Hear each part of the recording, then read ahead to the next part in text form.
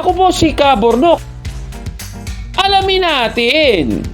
Kaya bago muna natin simulan ang ating episode ngayon, iniimbitahan kita na isubscribe itong ating bagong YouTube channel, Factbusters PH, dahil yung lumang channel natin ay nahack po mga kapatid. Kawawa naman tayo, no? Pero pati rin sana ang isa pa nating YouTube channel, Takasuri PH. Paki-subscribe din yan mga kababayan. Ako naman, sige.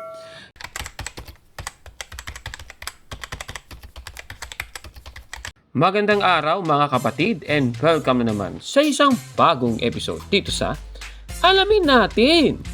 Babasahin natin ang Hebreo Kapitulo 10, versikulo 25. Ganito po ang ating mababasa sa salin na magandang balita, Biblia 2012 edition.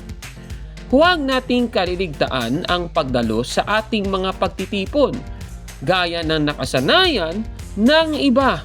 Napakaliwanag po ng ating nabasa. Dapat po ay huwag po nating kalimutan na dumalo sa mga pagtitipon sa Iglesia Katolika, mga kapatid. O yan po ay ang payo namin sa inyo dito sa ating YouTube channel, mga kababayan. Sige, para sa ating episode ngayon, sasagutin natin ang tanong mula sa isa na namang unknown sender sa ating Facebook page, mga kapatid. Sabi niya, hello po, Kabornok. May mga nababasa ako sa social media na ginagawang propaganda ng iba na sa Iglesia Katolika. Kaunti lang ang gustong pumunta sa simbahan. Totoo pa ba ito sa ngayon? Salamat po. Maraming salamat po sa unknown sender na ayaw magpakilala mula sa ating Facebook page, mga kapatid. Kaya sa ating episode ngayon, alamin natin kung totoo bang kaunti lang ang gustong dumalo ng misa para magsimba. Sige, para sagutin ang katanungan na yan ay atin pong titignan ang recent SWS survey mula po sa Social Weather Stations. Itong survey na ito ay naisagawa noong December 10 to 14, 2022, mga kapatid. Ang sample size sa nasabing survey ay tinanong ang mahigit kumulang 1,200 mga adults 18 years old and above sa buong Pilipinas. Ito pong nasabing survey ay may error margin na plus minus 2.8%. Ayan. At mula po sa survey, mga kapatid, ang mga sumusunod ay ang naging resulta. Una, 7 sa 10 Pilipinong Katoliko ay nagdarasal at least once araw-araw, mga kapatid. Kung hihimay-himay natin ang survey, 35% sa kanila ay ilang beses sa isang araw kung magdasal. 34% naman sa kanila ay once a day nagdarasal. Kung paminsan-minsan sa isang linggo naman nagdarasal ang 10% sa mga na-survey na mga Katoliko. At 6% naman ay kada linggo sila nagdadasal. Pero ang payo natin sa inyo, mga Katolikong kaibigan, ay ang sinasabi rin ni Apostol Pablo sa unang Tesalonica, Kapitulo 5, versikulo 17 hanggang 18. Ganito po ang sabi.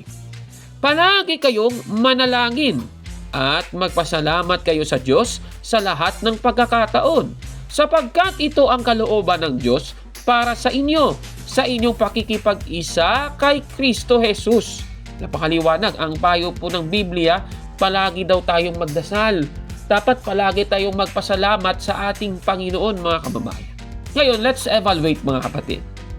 Ayon po sa survey na ito, mga kababayan, 7 po sa bawat 10 Katoliko ay nagdadasal ng hindi po bababa sa isang beses sa isang araw o 69% ng lahat ng Katoliko, mga kababayan. No? Not bad, ano?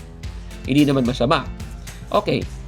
Samantala, sa mga miyembro ng Iglesia ni Cristo, 9 sa bawat 10 miyembro ni Manalo ay nagdadasal ng hindi po bababa sa isang beses sa isang araw o 87% ng lahat ng miyembro ni Manalo.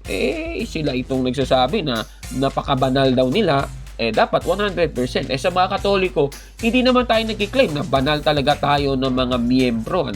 We are striving to be holy Pero sila, grabe sila kumanira sa Iglesia Katolika. Pero 87% lang pala ng mga miyembro ni Manalo ang nagdarasal ng hindi bababa sa isang beses sa isang araw. Naku naman. Okay, puntaan naman natin yung isa pa sa mga naging resulta ng survey. Alam niyo po ba na 38% mga kababayan sa mga Katoliko ay pumupunta o nagsisimba once or more than once a week, mga kabatid? So, yan ha. So, nakikita nyo po ang resulta na yan sa survey na ito. 38% o 4 sa bawat 10 Katoliko ay nagsisimba ng hindi po bababa sa isang beses sa isang linggo.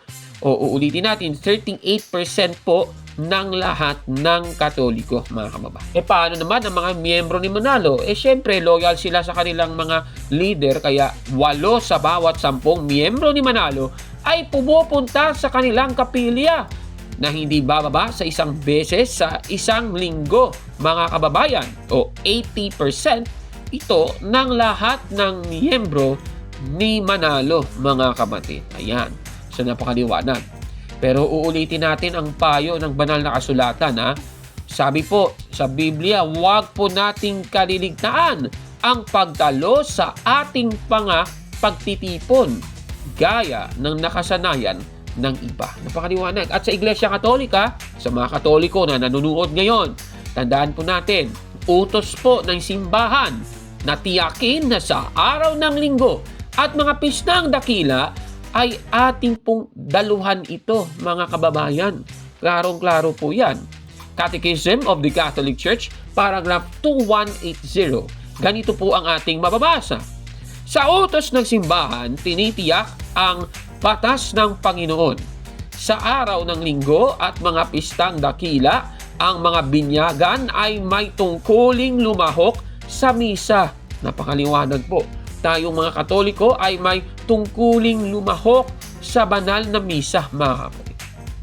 Ngayon, susunod naman na result ng nasabing survey, 93% ang dumadalo sa mga pagtitipon sa loob po ng 3 buwan yan. In the past 3 months, mula po na-conduct yung survey, which is noong December 2022, 3 months before that, 93% po ang dumadalo sa mga pagtitipon ng pagsamba, mga kapatid. At sa mga Katoliko, 93% o 93 sa bawat 100 Katoliko ay nagsisimba ng personal sa mga simbahan. Siyempre, sa mga Katoliko, nung panahon na yun, 2022, uso pa kasi yung online mass, mga kapatid, nanonood na lang po ng misa at nagtitipon sa pamamagitan po ng online, sa online po nagaganap ang misa. Ayan, so yan po ang nangyayari. At yan po ay 3 sa bawat 100 Katoliko ang nagsisimba online, mga kababayan. Samantala, lahat ng miyembro ni Manalo ay nagsisimba ng personal sa mga kapilya ayon po sa survey na ito. Pero tandaan natin, kahit magsimba ka dyan, 100%, lahat pa kayong mga miyembro, nagsisimba dyan sa iglesia nyo. Pero yung doktrina, si Kristo ay tao, pero sinasamba si Kristo, Diyos-Diyosan si Kristo lalabas niyan. Ako naman. Yan ba ang pupuntahan mong simbahan? Kahit na lahat yan, magsisimba, walang kwenta po yan, mga kababayan. Pero yung may kwenta, kapag ikaw ay dumadalo sa pagsamba ng tunay na iglesia, ang Iglesia Katolika. At yan po ang mababasa natin sa Hebreo 10:25. Pero yung babasahin natin yung nasa Easy English Bible. Ganito po ang sabi. Some people have stopped meeting with a group of Christians, but that is not good. We should all continue to meet together. Klarong-klaro po yan, mga kababayan. At tandaan natin, ang mga tunay na Kristiyano ay mga Katoliko ayon sa Biblia, mga kapatid. Maraming salamat sa nag-send sa atin ng tanong mula po sa isang unknown sender sa ating Facebook page. Maraming pong salamat, kaibigan. Ano po masasabi ninyo sa ating episode ngayon? Paki-comment po sa baba, mga kapatid. At kung like mo ang video na ito, paki-smash ng like button at mag-subscribe na sa ating YouTube channel, Factbusters PH, hanggang sa susunod naman na pagsagot sa katanungan, Ako po si Kaburnok at ito ang inyong Alamin Natin! Mga kapatid, magandang araw po at kapayapaan ay maghari sa ating isipan at sa ating puso. At follow and subscribe, Factbuster PH at The Beloved Catholic sa Facebook page ni Kaburnok. At abangan nyo si Kaburnok, no? Dahil marami siyang i-reveal na mga maling aral at matutuhanan natin ang katotohanan. Dahil ang katotohanan ay magbigay sa atin ng tunay na kalayaan. God bless!